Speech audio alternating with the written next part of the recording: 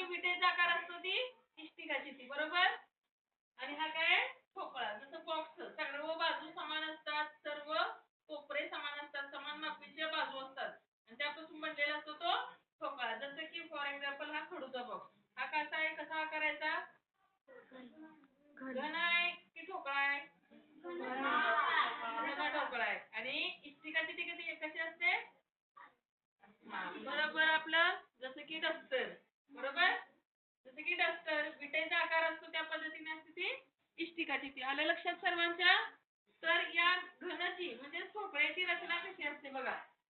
या काय आहेत, वरची 1 2 3 4 5 6 या काय आहेत, या काय आहेत, संपूर्ण बाजू आहेत, होय की नाही. या काय आहेत, बाजू. मग बाजू किती आहेत आपण बघितल्या, 1 2 3 त्याच्या मागची बरोबर 4 5 आणि 6. बाजू किती आहेत, 6 आहेत. त्याला पृष्ठ पण म्हटलं जातं. काय म्हटलं जातं, पृष्ठे असं देखील म्हटलं जातं. त्याच पद्धतीने बघा या त्या ठोकळ्याच्या शिरोबिंदू, शिरोबिंदू म्हणजे कुठं,